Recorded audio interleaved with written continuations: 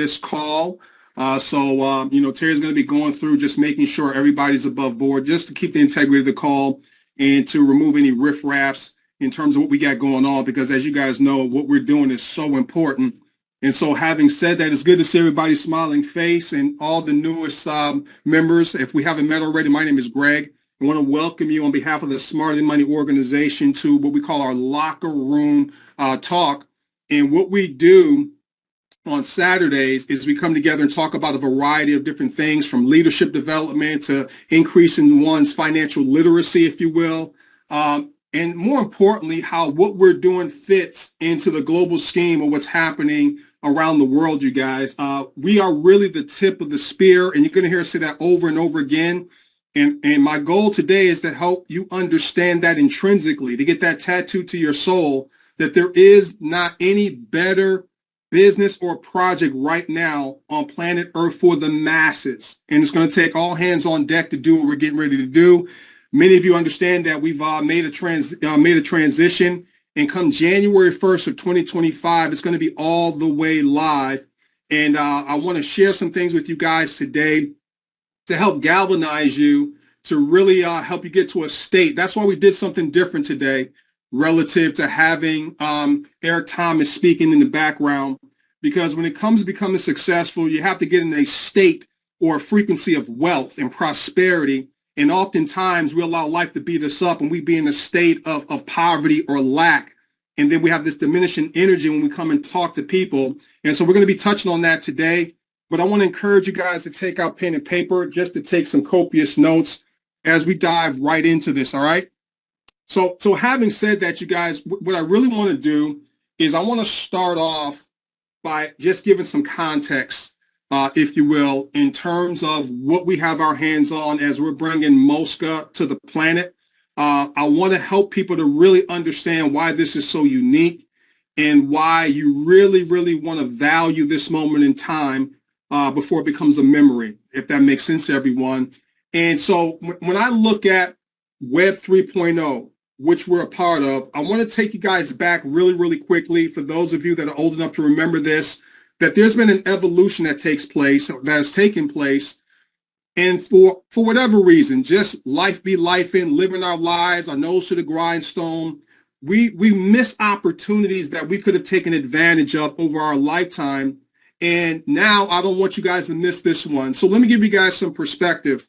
There used to be Web 1 back in the day, starting in early 1990s, and it was just read only. And some of you are old enough to remember that it was a horrible product. It was really like it was a telephone line connection. It had a lot of scratchy noise and things of that nature, but it was just read only. There was no interaction with it, okay? Then it went into Web 2, where it became a little bit more ubiquitous. And I want to talk about that word ubiquity. And what ubiquity simply means is when something is everywhere at the exact same time. That's what ubiquity means. Web 2 became a little bit more ubiquitous, okay, where you started to have about 1 billion people that got involved, and then went to 6 billion people.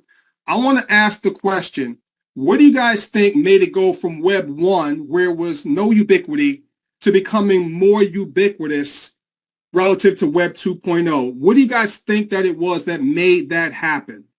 Anybody want to take a shot at that? Hey, Gary. You gotta unmute yourself, brother.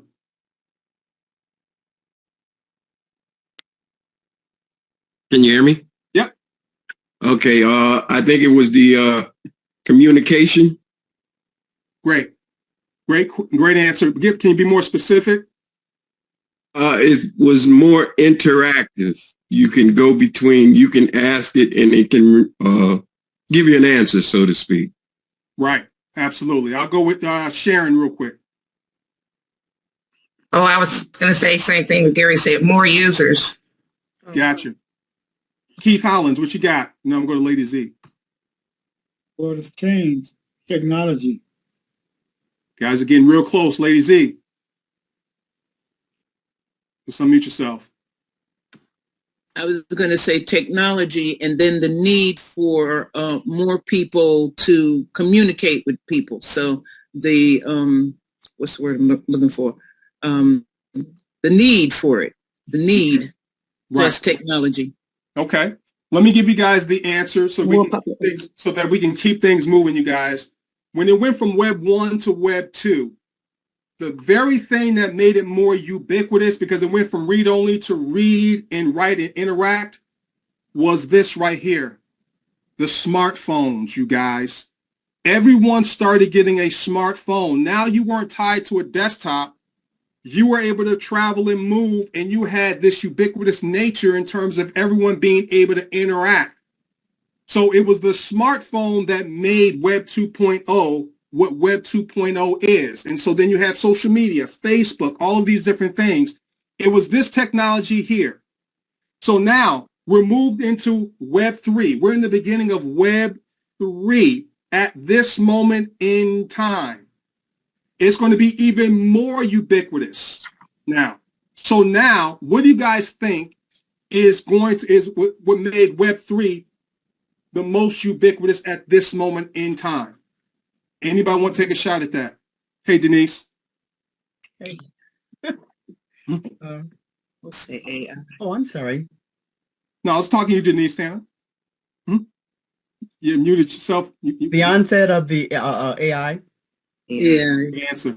Right. You guys, it is blockchain, Blockchain. artificial intelligence is what's making Web3 ubiquitous. Guess where Mosca is? On the blockchain with artificial intelligence. What I want everybody to understand, it gets no greater in terms of an opportunity than what we have our hands on right now. Okay? And we don't want our friends and our family to miss this moment in time.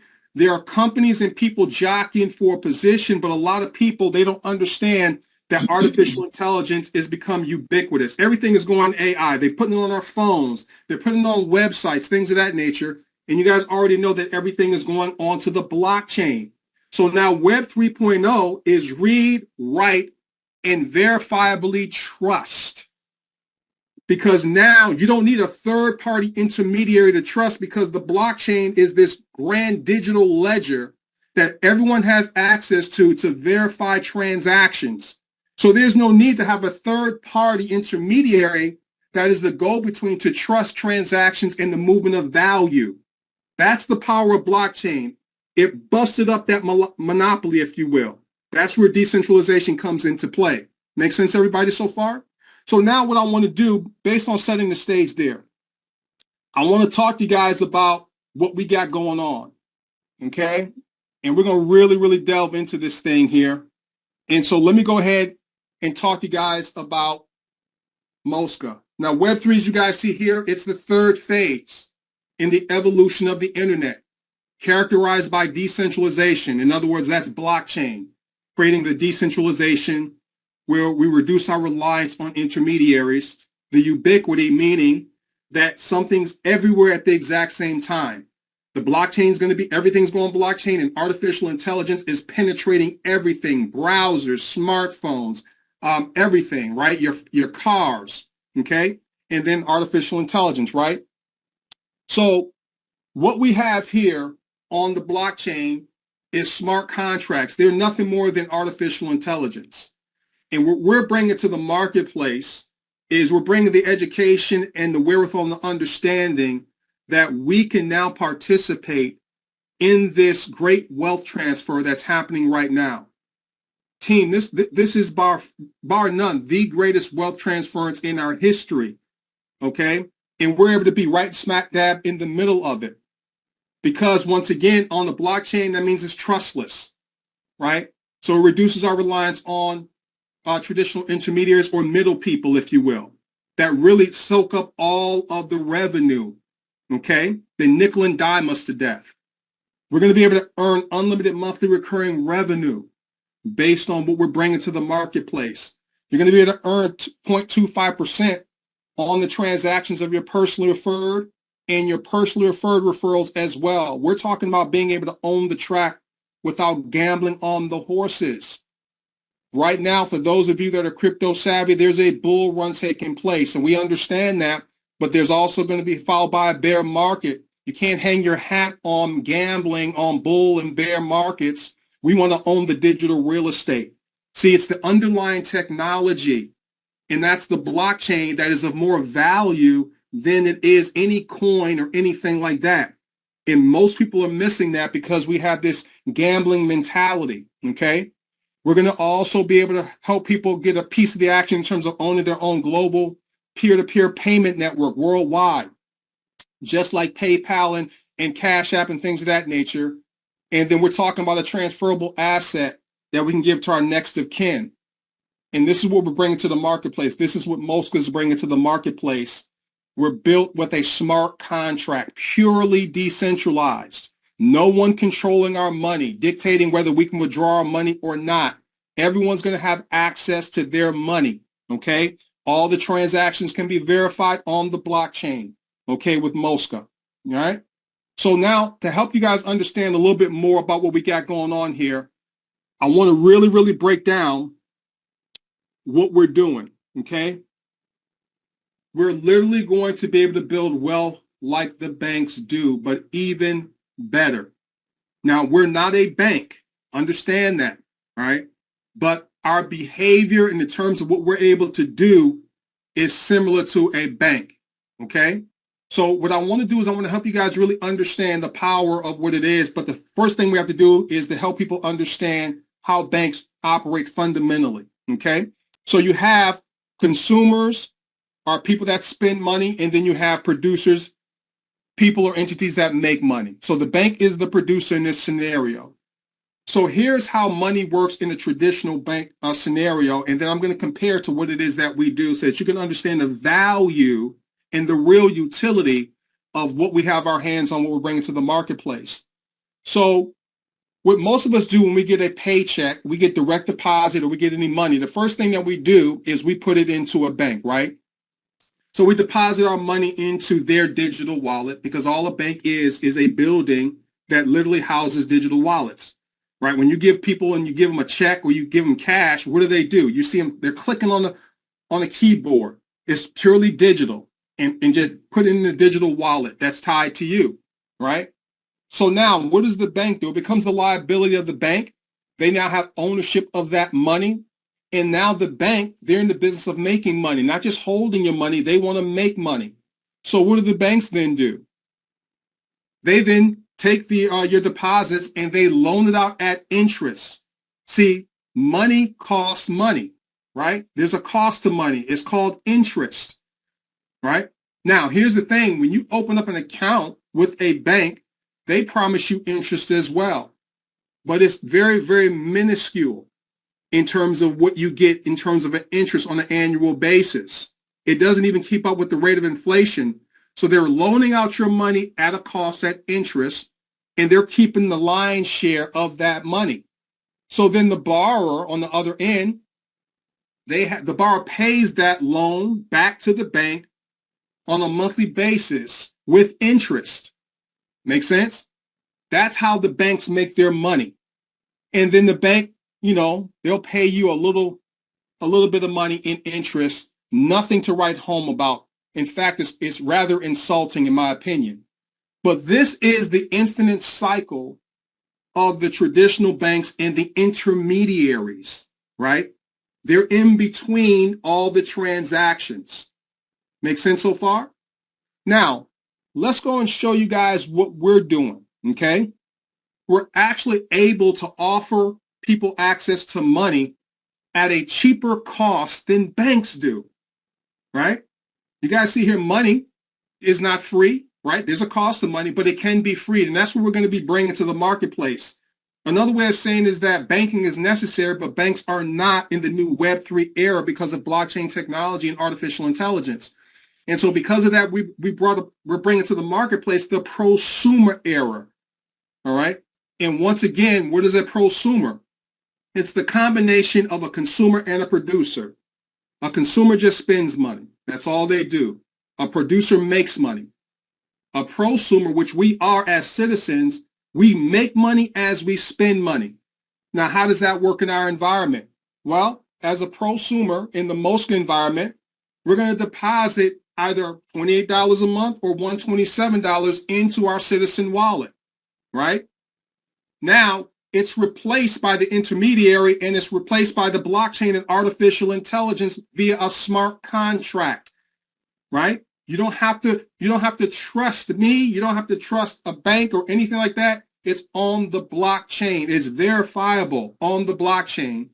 And the smart contract is a digital contract that has predetermined requirements. And once they're met, it automatically dictates and delegates the flow of the funds naturally, independent of our involvement.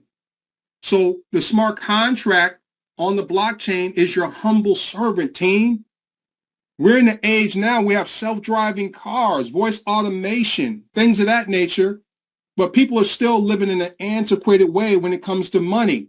And what we're doing is we're bringing something fresh and new and innovative and disruptive to the marketplace.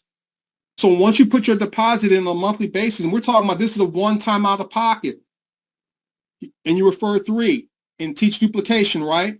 So now from the smart contract, what does it do when prosumers do that? The prosumers receive escalating MRR, monthly recurring revenue. Escalating monthly recurring revenue. So remember, being a prosumer in our environment, we're both the borrower and the lender at the exact same time. We've completely removed the intermediary because of Web3. That's the blockchain and the smart contract. Make sense? So now this prosumer is borrowing money, and what do? They deposit monthly either $28 or $127 if they're an enterprise into their citizen wallet. And what happens? The prosumer receives escalating monthly recurring revenue. When people say, well, what's the utility of this deal? The utility of this deal is that we're also offering people money at a cheaper cost than they would in a traditional sense. We just have to replicate this thing very, very fast. We're talking about a one-time out-of-pocket, team, when it comes to what it is that we're doing. So what we're doing is we're putting consumers in the driver's seat. The citizen wallet is your private property. Think of it like a house on the digital real estate of the blockchain, right? And every digital asset that you open up after you is going to pay you in escalating monthly recurring revenue. So when people pay the $28 or the $127, right, for their home, all right, their wallet on the blockchain, guess what? That's like rental income that comes to us as prosumers, and this thing happens infinitely. There is no saturation with this. That's why we're so excited. It is the perfect business, all right? So what we're talking about is this right here.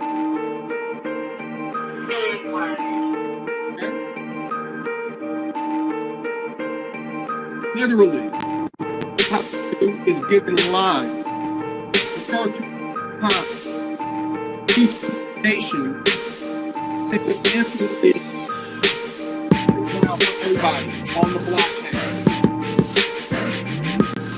So I wanted to share that with you guys because it's so important that you understand the value of what it is that we have our hands on when we're out here talking to people, okay? And making sure that we really, really get into a state of understanding that we have wealth in the palm of our hands. And we got to make sure that when we get ready to make phone calls, all right, and we're talking to people, whatever you need to do, you want to get into a state of prosperity and wealth. You know, before I get on, I remember playing basketball and football, you know, I would put something on my ears. There would be hype music to get me in a zone. There's things that I'll do before I do a presentation or even a training, okay? I've seen other leaders do that as well. Before you pick up the phone to make that phone call to a friend or a family member or a charity or a church or whoever's going to make a decision whether they want to look at this information or not, it's very, very important that you figure out what puts you in that peak state. Do not pick up the phone if you're not in, if your frequency and your vibrations are low. Learn to put yourself in the peak state so that is transferred. So it's not what you say, it's how people feel about what you say when you're communicating with them. And that feeling, that energy is being transferred. Because all emotion is energy in motion. And so the reason why I'm sharing this with you is because we're getting revved up for 2025. And as you guys can see here, culture eats vision for lunch. So we have this vision that we have to be bigger than what PayPal was or Cash App or Venmo, to really bring to the planet the promise of blockchain technology that so many people have overlooked because they want to gamble versus build real wealth and build a company and a business. Okay. And so vision is what we see, but culture is what we do. So what you want to do, you guys, is you want to begin putting people in front of this information even prior to January 1st. All right. You want to begin to do that. Put them on the live conference calls. We're putting together tools that you can expose people to as well, the information, and the leaders are going to be conducting some of these meetings. And you're going to be able to invite people to those meetings as well to start getting people, locked and loaded. And so one of the things that we put together, just in case you guys haven't seen this, one of the things that we did put together is we put together a site that people can go and get locked and loaded at moscaworld.com, and then come here after the presentation. It's not about sending them to something before they've seen the information. This is something that it is going to show them how they can secure their position, and it's going to walk them through how to get their MetaMask wallet set up and all that kind of stuff. I'd suggest that you give them the white glove treatment and you walk them through that process as well, because what duplicates, and you guys can actually do it together. Okay. So right now, what we want to do between now and January 1st, we want to get into a peak state of consciousness. We want to make sure that we're transferring the energy, but I want to make sure that we all understood the real value of what we have our hands on here. This is not just another opportunity. This is major league business, and the kind of wealth that we're going to be able to create in 2025 is going to be just mind-boggling. I need for you guys to understand that the investment, every line of code, every intention, incentives put in certain places was designed to help everybody within our community win, and win in a major, major league way. This is a completely different animal from where we came from in the cooperative ecosystem. We're now in the Mosca world, and we're going to show people how to become their own bank. All right, and offer people access to money at a much cheaper rate than they're accustomed to, if that makes sense to everyone. Okay. So what I want to do real quick, let me stop my screen share here. One of the things that I want to share with you guys is this. I was talking to someone the other day, and they were talking about, calling this a program. Whenever you hear people say program, when it comes to the people-to-people space, typically what's happening is that they have, in charge of, I'm getting ready to say to my head and not my heart, that's like a welfare mentality, if you will. Like a program is something you sign up for and you got free money coming your way. We're not a program. We are a business, right?